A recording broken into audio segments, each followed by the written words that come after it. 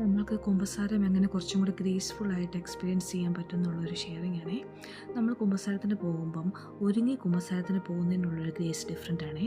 അത് നമുക്കൊരു റുട്ടീൻ ഉണ്ടാക്കുന്നത് എപ്പോഴും നല്ലതായിരിക്കും. വൺസ് എ മന്തോ അല്ലെങ്കിൽ ട്വൈസ് എ വീക്കൊക്കെ കുമ്പസാരിക്കാൻ. അത് എങ്ങനെയാണെന്ന് വെച്ചാൽ പരിശുദ്ധാത്മാവ് പ്രേരിപ്പിക്കുന്നതനുസരിച്ച് നമുക്കൊരു റുട്ടീനാക്കാം.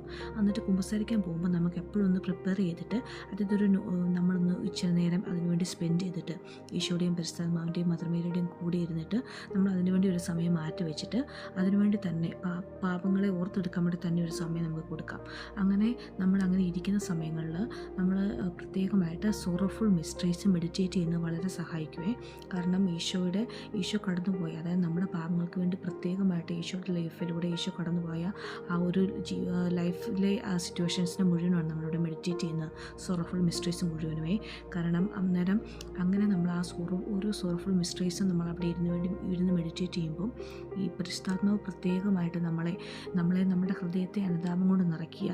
കാരണം ഈശോ ശരിക്കും പറഞ്ഞാൽ നമ്മൾ മനസ്സിലൊന്ന് പിക്ചറൈസ് ചെയ്യണം. ഈശോയുടെ ഓരോ മിസ്റ്റേക്സും മെഡിറ്റേറ്റ് ചെയ്യുമ്പം ഈശോ ഗാർഡനിൽ പോയിരുന്നിട്ട് പ്രാർത്ഥിക്കുന്നതും ചോര വിയർക്കുന്നതും പിന്നെ സ്കോച്ചിങ് അറ്റ് പില്ലർ, അതുപോലെ തന്നെ ഈശോയുടെ ക്രൗൺ എടുക്കുന്നതും ഈശോ ക്രോസ് ക്യാരി ചെയ്യുന്നതും ക്രൂസിഫിക്ഷൻ്റെ ലാസ്റ്റ് ആ ഒരു 5ാമത്തെ മിസ്റ്ററിയിലേക്ക് എത്തുമ്പോൾ തന്നെ നമുക്ക് വേണ്ടി ഈശോ സഹിച്ച ഓരോ ഇതും നമ്മൾ മനസ്സിലേക്കൊന്ന് പിക്ചറൈസ് ചെയ്യുമ്പോൾ തന്നെ പരിശുദ്ധാത്മാവ് നമ്മുടെ ഉള്ളിലേക്ക് നിറയുക.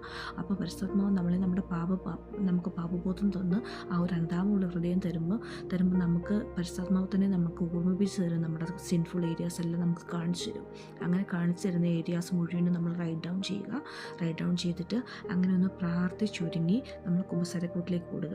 അങ്ങനെ കുമ്പസാരക്കൂട്ടിലേക്ക് കൂടി വൺസ് കൺഫെഷൻ ചെയ്ത് കഴിഞ്ഞിട്ട് നമ്മൾ ഇറങ്ങുമ്പോൾ നമുക്ക് കിട്ടുന്ന ഒരു ഗ്രേസ് വളരെ ഡിഫറെൻ്റ് ആയിരിക്കുമേ. അത് നിങ്ങളൊന്ന് ട്രൈ ഔട്ട് ചെയ്ത് നോക്കണം. കാരണം എനിക്ക് കിട്ടിയൊരു അനുഭവമാണ്. എനിക്ക് അതിൻ്റെ ഡിഫറൻസ് മനസ്സിലാകുന്നുള്ളതുകൊണ്ടാണ് ഞാൻ ഷെയർ ചെയ്യുന്നത്. ട്രൈ